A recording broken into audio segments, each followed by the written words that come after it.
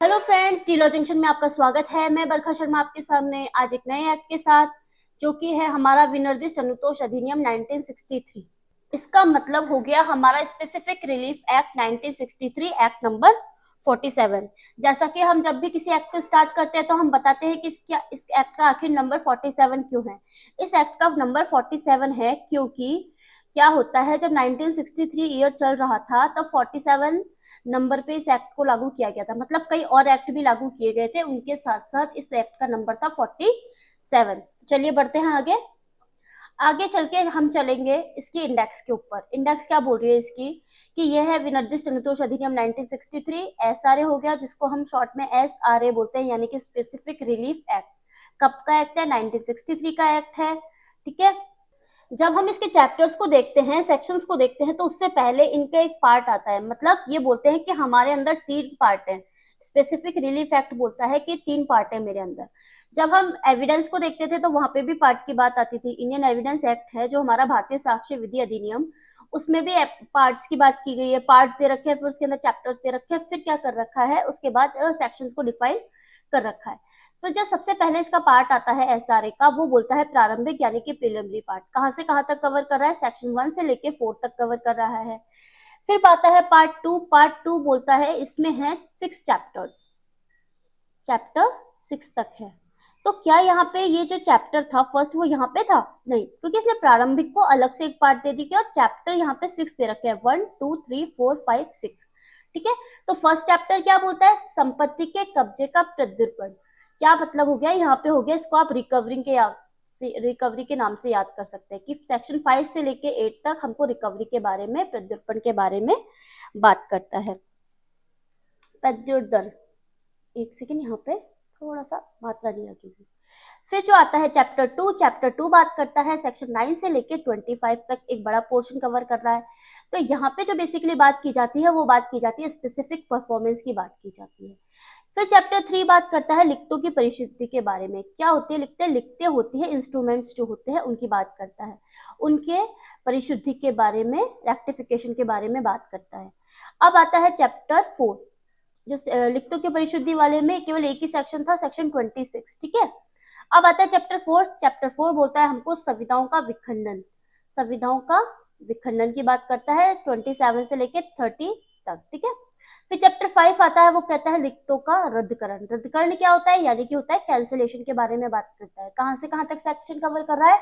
Section cover कर रहा है 31 से लेके 33 तक। चैप्टर 6 बात करता है घोषणात्मक डिक्रियों के बारे में, यानी कि डिक्लेरेटिव डिक्रीज के बारे में। अब आता है पार्ट 3। पार्ट 3 में आते हैं 2 चैप्टर, चैप्टर 7 और चैप्टर 8। चैप्टर 7 बात करता है व्यादेश साधारणतः है, और चैप्टर 8 बात कर रहा है शाश्वत व्यादेश। जो ये पार्ट 3 है ना हमारा, इस पार्ट 3 को नाम ही दिया गया है निवारक अनुतोष के नाम से। ठीक है। निवारक अनुतोष का नाम दिया गया है, यानी कि प्रिवेंटिव रिलीफ के बारे में बात करता है। और व्यादेश क्या होता है? व्यादेश होता है इंजेक्शन। ठीक है। तो यहाँ पे इंजेक्शन जनरली के बारे में बात कर रहा है, और यहाँ पे आ रहा है परपेचुअल इंजेक्शन के बारे में बात कर रहा है चैप्टर 8। ठीक है। तो ये तो बात हुई हमारी इंडेक्स की। अब बढ़ेंगे हम आगे। आगे बढ़ के चलेंगे। सबसे पहले हम देखेंगे इसके महत्वपूर्ण बिंदु। जैसा कि हम जब भी किसी एक्ट को स्टार्ट करते हैं तो हम देखते हैं कि आखिर इसमें सबसे महत्वपूर्ण बिंदु हमारे लिए कौन कौन से हो सकते हैं। तो महत्वपूर्ण बिंदु हमारे लिए ये है कि 13 दिसंबर 1963 को राष्ट्रपति की सहमति मिली थी। एक सेकंड रुकिए। 13 दिसंबर 1963 को राष्ट्रपति जी की सहमति मिली थी। फिर उसके बाद क्या हुआ था? 13 जनवरी 1964 को इसको अधिनियमित किया गया था। अब बात ये थी इसका प्रवर्तन के बारे में। तो प्रवर्तन हुआ था 1 मार्च 1964 को ये प्रवर्तित हुआ था। ठीक है। फिर इसमें संशोधन हुआ था 10 अक्टूबर 2018 को। कौन कौन से प्रोविजंस जोड़े गए थे? जब हम आगे बढ़ेंगे तो देखेंगे सेक्शन 20 के अंदर ए बी सी 3 सी ऐसे पॉइंट आए थे, 3 पॉइंट्स आए थे, जो इंफ्रास्ट्रक्चर प्रोजेक्ट वगैरह हो गया ना, उनकी बात कर रहा है। तो जो सबसे पहले इसका पार्ट आता है, पार्ट 1, वो कवर करता है सेक्शन 1 से लेके 4 तक, और ये बात करता है प्रिलिमिनरी पार्ट की, यानी कि प्रारंभिक पार्ट की। तो जब भी हम प्रिलिमिनरी पार्ट देखते हैं तो क्या बोलता है कि भाई इसका संक्षिप्त नाम क्या होगा, विस्तार क्या होगा, प्रारंभ क्या होगा। तो इसका नाम होगा विनिर्दिष्ट अनुतोष अधिनियम 1963, यानी कि स्पेसिफिक रिलीफ एक्ट 1963, ठीक है, जिसको हम शॉर्ट में बोलते हैं एसआरए। तो अगर कहीं भी आगे जरूरत पड़ेगी तो हम इसके लिए एसआरए का वर्ड यूज कर सकते हैं, ठीक है ना। इसका विस्तार कहाँ पे होगा, इसका विस्तार होगा संपूर्ण भारत पर। कब से लागू होगा, 1 मार्च 1964 से, ठीक है। तो विनिर्दिष्ट अनुतोष से क्या तात्पर्य होता है, स्पेसिफिक रिलीफ क्या होता है आखिर, तो क्या होता है, इस अधिनियम में उपचार प्रदान किया जाता है, मतलब रिलीफ दिया जाता है। यदि किसी के विधिक अधिकारों का हनन किया जाता है तो उसे पीड़ित व्यक्ति को अनुतोष देना पड़ता है। मान लो ये ए नाम का व्यक्ति है, बी नाम के विधिक अधिकारों का हनन करता है, तो ये जो ए होगा वो बी व्यक्ति को क्या करेगा, अनुतोष देगा, ठीक है। और ए को क्या उपलब्ध हो गया यहाँ पे, ए को उपलब्ध हो गया यहाँ पे उपचार, ठीक है। फिर क्या है कि जब एसआरए का तभी यूज किया जाता है कि जब किसी व्यक्ति के सिविल राइट का हनन हुआ। तो क्या ये क्रिमिनल लॉ है, क्या ये यहाँ पे क्रिमिनल लॉ की बात कर रहा है, जी नहीं, ये क्रिमिनल लॉ नहीं है, यहाँ पे सिविल राइट का हनन होता है तो आप सिविल मामला आता है यहाँ पे। तो ये क्या सिविल लॉ है, ठीक है ना, एसआरए एक सिविल लॉ है, ठीक है, ये बात बोल रहा है। अगर किसी के सिविल अधिकारों का हनन होगा तो वो एसआरए के अकॉर्डिंग अपना केस दायर कर सकता है, वाद दायर कर सकता है।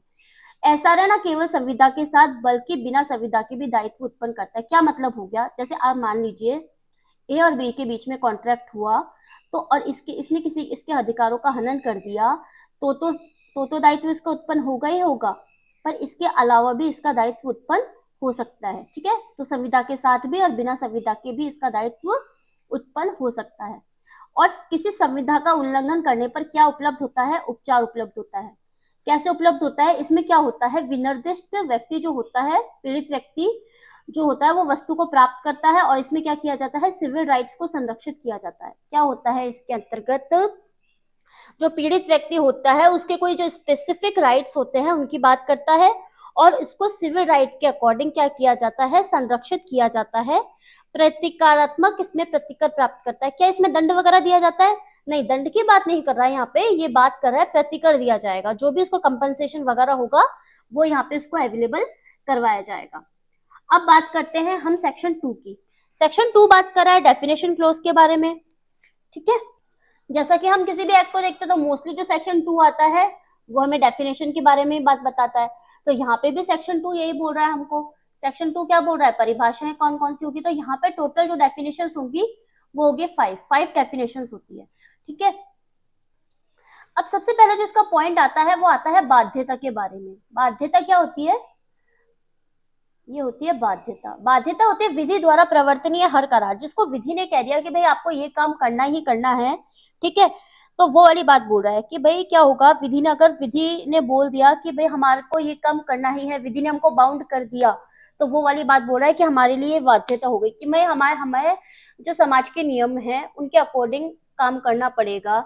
जैसे कि आप मान लीजिए कि एक चोरी, जैसे हमको बोल दिया कि भाई किसी कानून को फॉलो करना राइट है, कि भाई हमको ये कानून को फॉलो करना है, ठीक है, और अगर हमने वो नहीं किया तो हमको दंडित किया जाता है ना। तो वही वाली बात बोल रहा है कि भाई हम विधि को फॉलो करना हमारे लिए बाध्यता है। तो ये वाली बात कर रहा है कि भाई विधि द्वारा प्रवर्तनीय हर कर्तव्य क्या होगा, बाध्यता होगी। बाध्यता का मतलब हो गया ऑब्लिगेशन, ठीक है। फिर इसके बाद आ गया व्यवस्थापन। व्यवस्थापन क्या होता है, एक मिनट रुकिए। व्यवस्थापन होता है, इसको बोलते हैं सेटलमेंट। सेटलमेंट क्या होता है कि विल या कोडप्रत से विल हो गई, ठीक है, मतलब इसमें विल को शामिल नहीं करते और कोड पत्र को शामिल नहीं करते। कोड पत्र क्या होता है भाई, एक ऐसी लिखित होती है जो भाई विल में आपने कुछ लिख दिया वो ठीक है, लेकिन क्या होता है अगर कोई कुछ नहीं लिखा तो आप क्या होता है किसी अन्य डॉक्यूमेंट के माध्यम से क्या कर सकते हैं, कुछ ऐड वगैरह करा सकते हैं, तो उसको बोलते हैं कोड पत्र, ठीक है। तो विल बनाई और कुछ चीजें जो चीजें छूट गई उसके लिए अगर कोई लिखित तैयार की जाती है तो वो कोड पत्र होती है। और फिर क्या होता है, जिसके द्वारा क्या होता है किसी चल या अचल संपत्ति के लिए अधिकार सर्जित किए जाते हैं, ठीक है। मैंने मेरे तरीके से इसको थोड़ा सा इजी लैंग्वेज करने की कोशिश की है, क्योंकि जो हमारे एसआरए की लैंग्वेज है ना वो बहुत बहुत ही क्या कहते हैं ना उसको हार्ड लैंग्वेज है इसकी, और उसकी हिंदी वालों के लिए तो बहुत ही हार्ड लैंग्वेज है, इंग्लिश वाले तो फिर भी इसको समझ जाते हैं।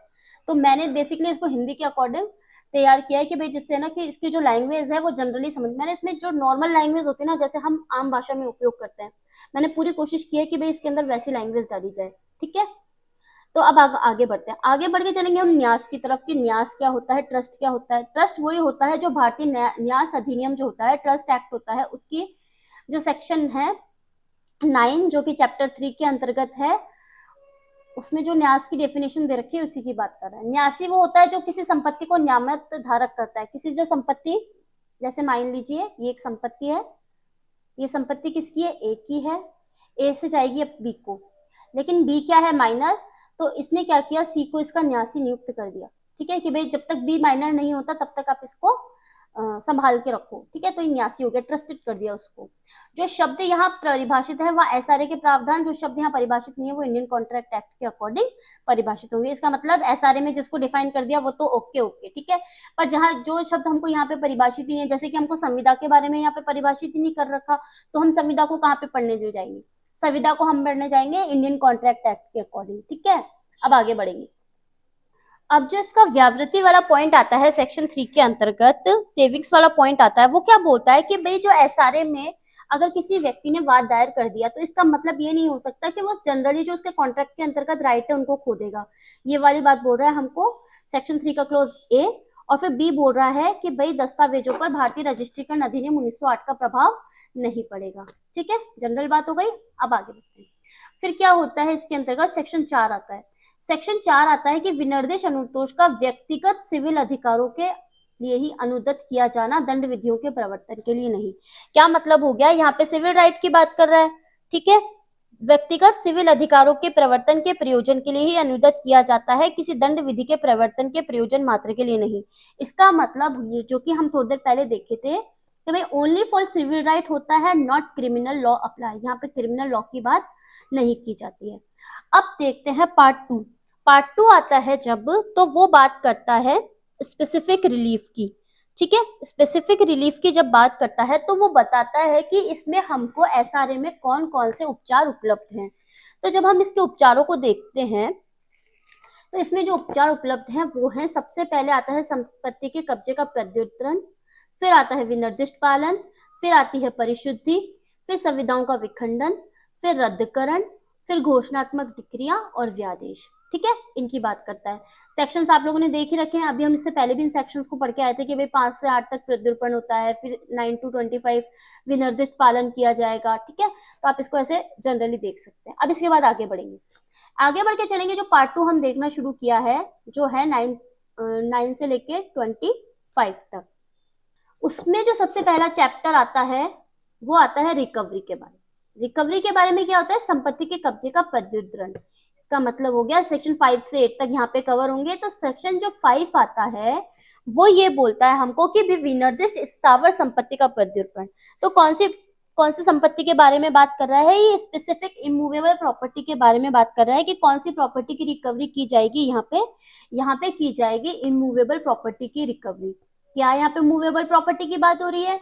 जी नहीं, यहाँ पे मूवेबल प्रॉपर्टी की बात नहीं हो रही है। जो किसी संपत्ति का मालिक है वह सीपीसी के अकॉर्डिंग उसका प्रत्युत्पन्न करवा सकता है, रिकवरी करवा सकता है। किसकी रिकवरी करवा सकता है? स्थावर संपत्ति की रिकवरी करवा सकता है। बात करते हैं सेक्शन 6 की। तो सेक्शन 6 कहता है स्थावर संपत्ति से बेकब्जा किए गए व्यक्ति के द्वारा वाद। यहाँ पे भी किस प्रॉपर्टी की बात हो रही है? यहाँ पे भी स्थावर प्रॉपर्टी की ही बात हो रही है कि भाई यदि किसी व्यक्ति को विदाउट कंसेंट, मतलब उसकी सहमति के बिना या विधि की उचित प्रक्रिया के बिना, मतलब कि अगर उसको बेकब्जा करने के लिए कोई प्रक्रिया दी गई है तो ठीक है, ठीक है, उस प्रक्रिया के अगर अकॉर्डिंग हटाया जाएगा तो कोई बात नहीं है, फिर तो वो हटा सकता है। पर अगर विधि की उचित प्रक्रिया के बिना स्थावर संपत्ति से उसको बेकब्जा कर दिया जाता है तो ऐसा व्यक्ति है जिसके माध्यम से उसका कब्जा रहा है, वह व्यक्ति उसके व्युत्पन्न अधिकार का दावा करने वाले व्यक्ति अन्य हक होते हुए भी सूट के माध्यम से उसका कब्जा रिकवर कर सकेगा। ठीक है, तो बेसिकली क्या बोल रहा है ये सेक्शन हमको क्या बोल रहा है कि बिना ड्यू रीजन उसे बेकब्जा नहीं किया जा सकता। क्या हम इसको रेंट कंट्रोल एक्ट से कनेक्ट कर सकते हैं? जी हाँ, हम इसको रेंट कंट्रोल एक्ट से कनेक्ट कर सकते हैं, क्योंकि क्या कहा है, आप मान लीजिए कि भाई कोई व्यक्ति है, स्थावर संपत्ति का कब्जा है, ये मकान हम रेंट कंट्रोल एक्ट से देखते हुए आ रहे हैं। सॉरी, 1 मिनट रुकिए, यहाँ पे मकान बनाएंगे नया, बिल्कुल अच्छा सा मकान बनाएंगे यहाँ पे।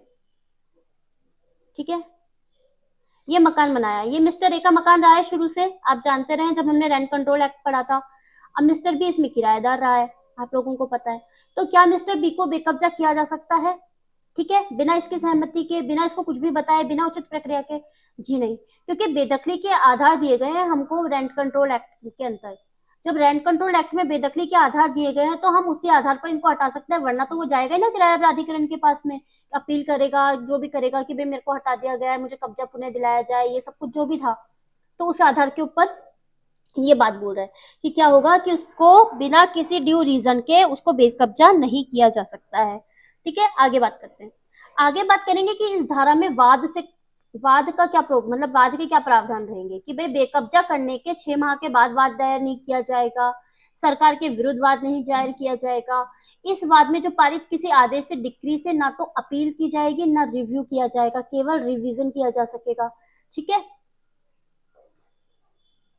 यहाँ पे होगा कोई भी वाद दायर करने से नहीं रोका जाएगा, किस प्रोविजन के आधार पर? हक के लिए। कोई व्यक्ति अपना अगर हक के लिए वाद दायर कर रहा है तो उसको वाद दायर करने से नहीं रोका जाएगा। अब बात करते हैं सेक्शन 7 की। सेक्शन 7 क्या बोलता है? विनिर्दिष्ट जंगम संपत्ति का प्रत्युर्पण। यहाँ पे किस प्रॉपर्टी की बात कर रहा है? क्या यहाँ पे स्थावर संपत्ति की बात कर रहा है? जी नहीं, यहाँ पे कर रहा है स्पेसिफिक मूवेबल प्रॉपर्टी की बात कर रहा है कि भाई जो व्यक्ति किसी विनिर्दिष्ट जंगम संपत्ति के कब्जे का हकदार हो, वो सिविल जो प्रोसीजर कोड है हमारा, उसके अकॉर्डिंग क्या कर सकता है? इसका प्रत्युर्पण यानी कि रिकवरी करा सकता है। ठीक है, तो अब प्रत्युर्पण भर को एक तरीके से साइड में रख दो कि भाई ठीक है, हमको याद पेपर में दिख जाएगा तो हम प्रत्युर्पण को, लेकिन आप इसको अगर रिकवरी से याद करके चलेंगे, रिकवरी करके, क्योंकि कई वर्ड्स क्या होता है हमको इंग्लिश में याद रखने पड़ते हैं, वो हमारे लिए इजी रहते हैं।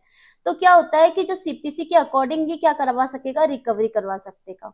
ठीक है, यहाँ पे क्या होता है, न्यासी जो होता है, ट्रस्टी होता है, उसको भी वाद लाने का अधिकार होता है, जिसके फायदे के लिए वह व्यक्ति उससे संबंधित है, मतलब जिसके फायदे के लिए वह व्यक्ति न्यासी है, उसके संबंध में न्यासी भी वाद ला सकता है। पर क्या होता है कि जंगम संपत्ति पर विशेष अस्थायी अधिकार वर्तमान कब्जे के संबंध में समर्थन के लिए पर्याप्त है। ठीक है, वर्तमान कब्जे के लिए क्या होगा? कोई विशेष और अस्थायी अधिकार भी इसके संबंध में हो सकता है। तो यहाँ पे बात किस बात की बात कर रहा है? मूवेबल प्रॉपर्टी की बात कर रहा है। सीपीसी के अकॉर्डिंग क्या करेगा? उसको अपनी रिकवरी करवाएगा। पर्सन जो जंगम संपत्ति का ऑनर है और उसका ट्रस्टी, वो क्या कर सकेगा? इसका अपने जो प्रॉपर्टी है उसकी रिकवरी करवा सकेगा। ठीक है, चलिए इसके संबंध में एक एग्जांपल देखते हैं। एग्जांपल क्या हो गया? ये मेरी एक्टिवा है, ये एक मेरी एक्टिवा है। ठीक है, ये एक्टिवा को मैंने दिया सही करने के लिए मिस्टर ए को। मिस्टर ए को मैंने अपनी गाड़ी सही करने के लिए दी। ठीक है, और मिस्टर ए तो इस गाड़ी को रख के भूल गया कि भाई मेरे पास इसकी कोई मिस्टर बी की यानी कि कोई गाड़ी थी भी या थी नहीं। बहुत दिन हो गए, 10 दिन हो गए, मेरे को बोला था इसने कि भाई 15 दिन के अंदर मैं आपकी गाड़ी बिल्कुल सही करके टंच करके दे दूंगा, लेकिन इसने क्या किया? 15 दिन के 30 दिन हो गए, मेरे को मेरी गाड़ी नहीं दी, और मैं गया तो बोला कौन सी गाड़ी भाई, मेरे पास तो आपकी कोई गाड़ी ही नहीं है। ठीक है, तो मूवेबल प्रॉपर्टी हो गई, ये जो मेरी एक्टिवा है ये हो गई मूवेबल प्रॉपर्टी। ठीक है, इसकी रिकवरी के लिए क्या मैं वाद दायर कर सकती हूँ कि भाई मेरी तो स्कूटी इसने रख रखी है और इसने तो क्या करा, उसको मोड़ मार के कबाड़ करके उसको बेच दिया, कबाड़ी को बेच दिया। तो मैं तो भाई मेरी एक स्कूटी की रिकवरी करवाऊंगा, या तो भाई मुझे मेरी स्कूटी दे या उसके बराबर उसका प्रति कर दे। तो वो वाली बात बोल रहा है। ठीक है, मैं मेरी स्कूटी की रिकवरी इससे करवा सकती हूँ, ये बात भी। ठीक है ना, अब आगे बढ़ते हैं।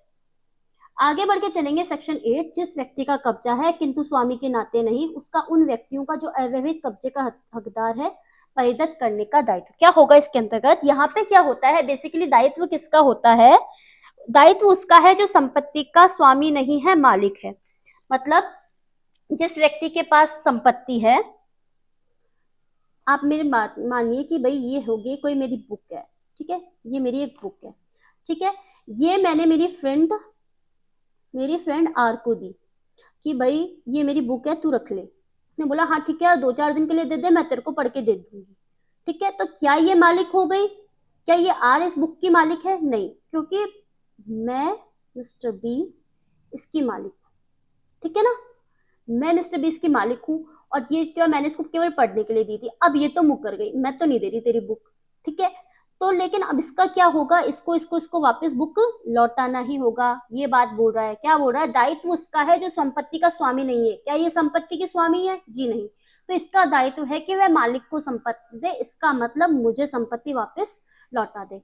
यहाँ मालिक वाद दायर करता है, मैं कोर्ट के समक्ष जाऊंगी, ये कोर्ट है हमारी, कोर्ट में गई मैं कि मैंने तो मेरी फ्रेंड आर को दी थी बुक पढ़ने के लिए, लेकिन उसने क्या किया, उसने वो बुक रख ली। अब मैं चाहती हूँ मुझे मेरी बुक वापस मिले, तो मैं वाद दायर कर रही हूँ कोर्ट के समक्ष जाके कि मुझे मेरी बुक दिलवाओ। ठीक है, ठीक है। अब फिर क्या होगा कि निम्न परिस्थितियों में, अब ये बोलता है भाई मेरे न्यासी और अभिकर्ता के पास प्रॉपर्टी रह गई, तो उस वो होंगे यहाँ पे प्रतिवादी, ठीक है ना, कि भाई उनके खिलाफ जाके केस दायर करूंगी।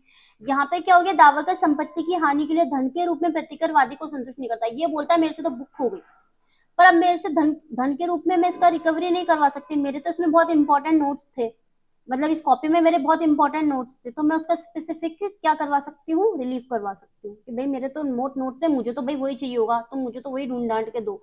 ठीक है। फिर होगा वास्तविक नुकसान को निर्धारित करना कठिन हो, अब मुझे थोड़ी ना पता है कि उन नोट्स की क्या वैल्यू थी, ठीक है, तो निर्धारित नहीं कर सकते, तो मुझे तो वही नोट्स चाहिए होंगे वापस, वो बात कर रहा है। वादी से कब्जे का स्थानांतरण दोषपूर्ण तरीके से किया गया है।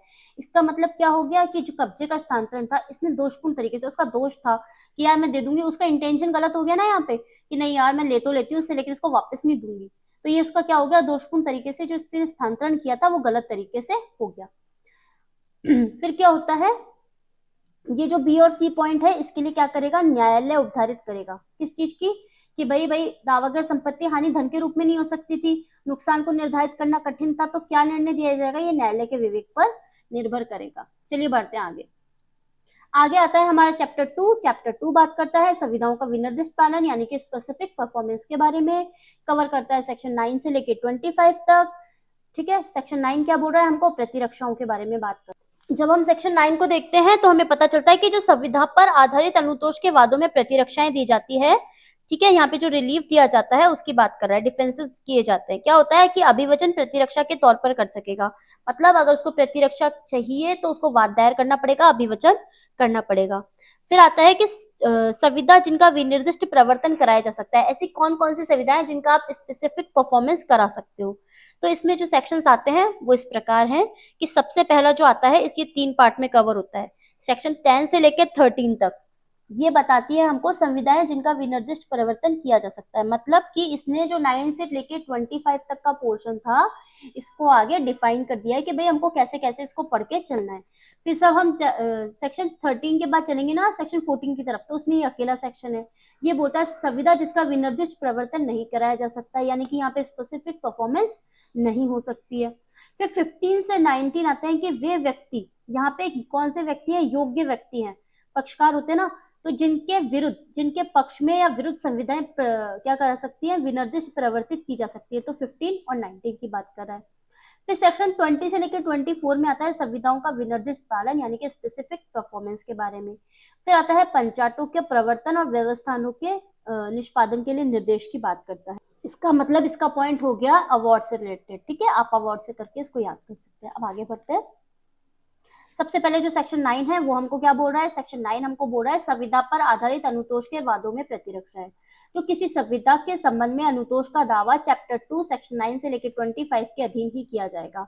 अगर किसी कॉन्ट्रैक्ट के अकॉर्डिंग अगर आपको अनुतोष चाहिए तो उसका दावा किसके अकॉर्डिंग किया जाएगा, इस चैप्टर यानी कि जो चैप्टर 2 है हमारा सेक्शन 9 से लेकर 25 तक कवर कर रहा है उसके अंतर्गत ही किया जाएगा। और इसमें वो व्यक्ति भी जिस व्यक्ति के विरुद्ध अनुतोष का दावा किया जाएगा संविधाओं से संबंधित किसी आधार पर अभिवचन प्रतिरक्षा के तौर पर किया जाएगा। अभी हमने थोड़ी देर पर देखा था कि अगर हमको अनुतोष चाहिए तो प्रतिरक्षा की जाएगी, प्रतिरक्षा के लिए हमको अभिवचन करना पड़ेगा। ठीक है, प्रतिवादी को प्रतिरक्षा प्रदान की जाती है, संविधाएं जिनका विनिर्दिष्ट प्रवर्तन कराया जा सकता है, ये बात करती है हमको सेक्शन 10 से लेकर 13 तक। मतलब कि इसके अंतर्गत क्या हो गया, प्रतिवादी भी प्रतिरक्षा प्रदान प्राप्त कर सकता है, किन आधारों पर प्राप्त कर सकता है कि भाई पक्षकार असक्षम थे, संविदा के अनुबंधों की अनिश्चितता हो गई थी, प्रतिफल का अभाव था, स्वतंत्र सम्मति का अभाव था। स्वतंत्र सम्मति क्या होती है भाई, उत्पीड़न, कपट, असम्य कसर आदि के आधार पर दी गई हो, स्वत्व का अभाव हो, संविदा अवैध हो गई हो, समय पर उसका पालन नहीं किया गया हो, तो प्रतिवादी इन चीजों का बचाव ले सकता है। अब बात आती है संविधाएं जिनका विनिर्दिष्ट प्रवर्तन कराया जा सकता है। सेक्शन 10 से लेकर 13 तक बात करता है कि संविधाएं जिनका आप विनिर्दिष्ट प्रवर्तन यानी कि स्पेसिफिक परफॉर्मेंस करा सकते हो। सेक्शन 10 क्या बोलता है, सेक्शन 10 कहता है संविधाओं का विनिर्दिष्ट पालन कैसे किया जाएगा, तो जो संविदाओं का विनिर्दिष्ट पालन होता है, न्यायालय द्वारा किसी संविदा का जो विनिर्दिष्ट पालन होता है, वो जो सेक्शन 11(2) हो गया, सेक्शन 14 हो गया और सेक्शन 16 हो गया, इसके अकॉर्डिंग क्या किया जा सकता है, करवाया जा सकता है। ठीक है, तो सबसे पहले क्या हमको 11(2) को देखना चाहिए जाके? जी हाँ, बिल्कुल हमको सबसे पहले 11 को देखना होगा, क्योंकि जो सेक्शन 10 है उसने तो बस हमको सिंपल सी बात कर दी कि भाई जो संविदाओं का विनिर्दिष्ट पालन होगा वो इन सेक्शन के अकॉर्डिंग किया जाएगा, मतलब 11(2), 14 और 16 के अकॉर्डिंग किया जाएगा। तो चलिए अब हम बढ़ते हैं 11 की तरफ। 11 क्या बोल रहा है? दशाएं जिनमें न्यासों के संबंधित संविदाओं का विनिर्दिष्ट पालन प्रवर्तनीय है। ठीक है, तो यहाँ पे क्या होगा, किसी संविदा का पालन विनिर्दिष्ट रूप से यानी कि स्पेसिफिक रूप से कराया जा सकेगा, जबकि वह कार्य जिसको करने का करार हुआ है न्यास के पूर्णतः या भागतः पालन में किया गया हो। इसका मतलब क्या हो गया कि भाई किसी भी संविदा का आप स्पेसिफिक परफॉर्मेंस करा सकते हो, यानी कि जिसको करने का करार हुआ हो, दोनों के बीच में एग्रीमेंट हुआ हो और न्यास के पूर्णतः या भागते पालन। क्या न्यासी के विरुद्ध भी इसकी फीस लग सकती है? भाई न्यासी ने अगर उसके मतलब किसी व्यक्ति का न्यासी है, उसने उसके आधार पर अगर क्या कर दिया हो, कोई करार कर दिया, तो क्या उसके विरुद्ध भी करवाया जा सकता है ये स्पेसिफिक परफॉर्मेंस? जी हाँ, कराई जा सकती है। परंतु इसका जो सेकंड पॉइंट आता है 11 का, जो 2 पॉइंट आता है, वो कहता है संविदा का विनिर्दिष्ट पालन नहीं कराया जा सकता। कब नहीं कराया जा सकता? यदि न्यासी के द्वारा अपनी शक्तियों के बाहर या न्यास के भंग में कार्य किया गया हो। मान लो कि जो ए व्यक्ति है, इसका न्यासी है ये बी, इसको इसको शक्ति थी कि भाई ये 10,000 रुपए तक के ही कॉन्ट्रैक्ट कर सकता है और अपनी मर्जी से बाहर जाके ये 25,000 रुपए तक के कॉन्ट्रैक्ट कर देता है। तो क्या इसने अपनी शक्तियों का दुरुपयोग किया, अपने न्यास का दुरुपयोग किया? जी हाँ, इसने अपनी न्यास की शक्ति का दुरुपयोग किया, तो इस आधार पर स्पेसिफिक परफॉर्मेंस नहीं करवाया जा सकता है। अब इसके बाद हमको सेक्शन 12 को देखने से पहले, 13 को देखने से पहले हमको जाना पड़ेगा 14 के पास। 14 क्या बोल रहा है कि ऐसी संविदा जो विनिर्दिष्ट प्रवर्तनीय नहीं है, मतलब जिसका स्पेसिफिक परफॉर्मेंस नहीं कराया गया है। तो क्या बोल रहा है कि जहां किसी संविदा के किसी पक्षकार ने सेक्शन 20 के अंतर्गत प्रतिस्थापित पालन कर दिया गया। स्पेसिफिक परफॉर्मेंस तो ये होती है कि भाई आपने को ये कहा गया कि एक पेंटिंग बनाइए, ठीक है, ये पेंटिंग बनाने का मैंने करार किया था, तो भाई पेंटिंग बनाओ आप। ठीक है, पर क्या हुआ, तब तो ये तो मैं ही कर सकती हूँ, ठीक है, पर मान लो एक शादी में मुझे कॉन्ट्रैक्ट मिला कि मैम आप जाइए और वहां पे आप करेंगी क्या करेंगी, डेकोरेशन करेंगी। मैम मैम आप आइए और यहाँ पे प्लीज, एक हमारी शादी है, हम आपको डेकोरेशन का कॉन्ट्रैक्ट दे रहे हैं। डेकोरेशन का कॉन्ट्रैक्ट दे दिया, ठीक है, मैंने पेमेंट ले लिया कि ठीक है आप एडवांस मुझे 5,000 रुपये जमा करा दो। ठीक है, आपने मुझे 5,000 रुपये जमा करा दिए, ये आपने मुझे ये सब कुछ मेरे से जो बात हुई वो 1 महीने पहले हुई। लेकिन फिर क्या हुआ, शादी के 3 दिन पहले मैं मना कर देती हूँ। 3 दिन पहले मैंने मना कर दिया कि यार मैं तो नहीं करवा सकती, मुझे कहीं बाहर जाना है, मैं नहीं करवा सकती। तो आपने क्या किया, उसका प्रतिस्थापित तामील करवा दी। आपने गए मिस्टर सी के पास में और आपने यहाँ पे ज्यादा पैसे देके 7,000 रुपए देने पड़ गए आपको, यहाँ पे आपने इसकी प्रतिस्थापित तामील कर दी। तो आप मेरे से रिकवरी तो करवा लेंगे, पर क्या होगा यहाँ पे स्पेसिफिक परफॉर्मेंस आप मेरे से नहीं करवा पाएंगे, क्योंकि आपने तो किसी और से करवा लिया ना वो काम। आपकी शादी हो गई, आप मेरे लिए थोड़ी ना बैठे रहेंगे कि मैडम आप यहाँ पे डेकोरेशन नहीं करोगी जब तक शादी नहीं होगी, ऐसा तो हो नहीं सकता। ये वो वाली बात बोल रही हूँ। उसका सेकंड पॉइंट क्या बोल रहा है कि संविदा जिसके पालन के लिए निरंतर कर्तव्यों का पालन अंतर्निहित है और जिसका न्यायालय पर्यवेक्षक नहीं रख सकता। इसका मतलब हो गया कि भाई कोई भी कंटिन्यू संविदा के लिए कोई भी जो काम किया जाना चाहिए वो कंटिन्यू किया चाहिए और न्यायालय क्या कर सकता है, इसका पर्यवेक्षक नहीं कर सकता, इसका निरीक्षण वगैरह नहीं कर सकता है। ड्यूटी है कि भाई वो उसकी नजर, मतलब नजर नहीं रख सकता कोर्ट उसके ऊपर, तो इस तरीके का भी परिवर्तनीय नहीं कराया जा सकता। कोई ऐसी संविदा है जो पक्षकारों की व्यक्तिगत अर्हताओं पर निर्भर है, ठीक है, उसका भी पालन नहीं करवाया जा सकता। जैसे कि क्या हो गया, मान लीजिए कि ये एक पेंटिंग है, आपने मेरी पेंटिंग देखी, आप लोगों को लगा यार मैम ने तो बहुत शानदार पेंटिंग बनाई है, हम भी बनवाएंगे, आपने मुझे कॉन्ट्रैक्ट दे दिया, ठीक है, और मैंने कह दिया कि नहीं यार मैं तो नहीं बना सकती ये पेंटिंग। मतलब आपने मुझे बिल्कुल कॉन्ट्रैक्ट हो गया हम लोगों के बीच में, मैम पेंटिंग बना दो, आप बोले हाँ मैम पेंटिंग बना दी, मैं भी कह दिया हाँ पेंटिंग बना दूंगी, ठीक है चलो तुम्हारे लिए। मैं तो मुकर गई लास्ट में कि नहीं मैं तो नहीं बना रही, मेरे पास टाइम नहीं है। तो फिर क्या होगा, आप इसका विनिर्दिष्ट पालन किसी और से करवा सकते हो, इसका पालन किसी और से नहीं कराया जाता, क्योंकि ये पेंटिंग तो मैंने ही बनाई है और आपको यही पेंटिंग चाहिए, ठीक है। तो इसके बगैर व्यक्तिगत अर्हताओं पर निर्भर हो गई है। मान लीजिए कोई गाना गाने का आपने मेरा गाना सुना कहीं पे, आपको बहुत अच्छा लगा, बोले मैम आप आइए हमारे पार्टी, आप गाना वाना गा के जाइए, ठीक है, और उस दिन तो मैंने हाँ कर दिया, हाँ भाई मैं भी खुश हो गई भाई, मेरी तारीफ वारीफ कर दी कि भाई ठीक है कि भाई गाना गा दूंगी, मैं बहुत अच्छा गाना गाती हूँ, ठीक है। फिर उसके बाद क्या हुआ कि मैं 2 दिन पहले कहती हूँ कि नहीं मेरा तो गला खराब हो गया, जुकाम वगैरह लग गई मेरे को, तो मेरा गला बिल्कुल बैठ चुका है, खराब हो गया, मैं गाना नहीं गा सकती। तो क्या आप किसी और से इसका विनिर्देश पालन करवा सकते हैं? जी नहीं करवा सकते। तो यहाँ बात कर रहा है उस चीज की, ठीक है। अब आता है अवधरणीय प्रकृति की कोई संविदा है। अवधरणीय प्रकृति की संविदा क्या हो गई? अवधरणीय प्रकृति की संविदा हो गई कि भाई जितना नुकसान हुआ है उतना भाई पेमेंट ले लो, हम क्या करें भाई, पेमेंट ले लो और जाओ, फ्री करो हमको भाई, हम इसके अब क्या केस वेस दायर कर रहे हो, आप ऐसे कर लो कि भाई इसका जो भी आपका पेमेंट बनता हो वो ले लो और फ्री करो मामले को। तो ये वो वाली बात कर रहा है कि अवधरणीय प्रकृति की संविदा है। अब बात करते हैं सेक्शन 16 की। सेक्शन 16 क्या बोलता है? अनुतोष का व्यक्तिक वर्जन, पर्सनल बार के बारे में बात कर रहा है।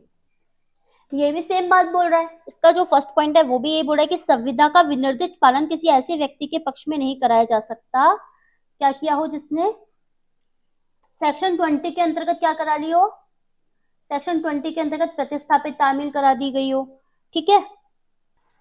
फिर उसके बाद संविदा की किसी आवश्यक शर्त का पालन करने में वो असमर्थ हो गया हो, संविदा की किसी आवश्यक शर्त का वो अतिक्रमण करे, किसी तरीके का कोई कपट करे, और जो संविदा की शर्तों से भिन्न कार्य करे उसके लिए बात है, और संविदा के करने के लिए क्या नहीं हो, तैयार और रजामंद नहीं हो, ठीक है। तो क्या होगा, इसका अनुतोष का व्यक्तिगत वर्जन नहीं करवाया जा सकता, पर्सनल बार्स टू रिलीफ यानी कि स्पेसिफिक परफॉर्मेंस नहीं करवाई जा सकती। अब जब ये सी पॉइंट है तैयार और रजामंद, इसके संबंध में आगे 2 बातें और दे रखी है। क्या होगा कि धन के संदाय को आवश्यक नहीं कि वे प्रतिवादी को करे या न्यायालय में निक्षेप करे, जब तक न्यायालय ऐसा निर्देश ना कर दे, जब तक न्यायालय निर्देश नहीं करेगा तो धन का संदाय आवश्यक नहीं कि वो प्रतिवादी को करे या न्यायालय में करे। वादी को यह साबित करना होगा कि वह संविदा का पालन कर चुका हो और पालन करने के लिए तैयार और रजामंद है, तब तो वह विनिर्दिष्ट पालन करवा सकता है, अन्यथा वो नहीं करवा सकता। अब बात करेंगे हम सेक्शन 12 की। तो अब तक हमने इसमें क्या देखा था, जब हमने 10 को देखा था तो 10 ने हमको बोला था 11 को पढ़ो मेरे साथ, 11 के साथ साथ पढ़ो किसको, 14 को पढ़ो, 14 के साथ 16 को पढ़ो, तब जाके 10 कंप्लीट होगा, ठीक है। तो ये कंप्लीट हो गया 10। अब इसके बाद आएंगे सेक्शन 12 पर। सेक्शन 12 बोलता है हमको संविदा के भाग का विनिर्दिष्ट पालन यानी कि पार्ट स्पेसिफिक परफॉर्मेंस, मान लीजिए आप इसको कि specific performance of part of contract. तो क्या होगा कि न्यायालय किसी संविदा के किसी भाग के विनिर्दिष्ट पालन का आदेश नहीं देगा। मतलब आदेश किसके द्वारा दिया जा सकता है? न्यायालय के द्वारा दिया जा सकता है।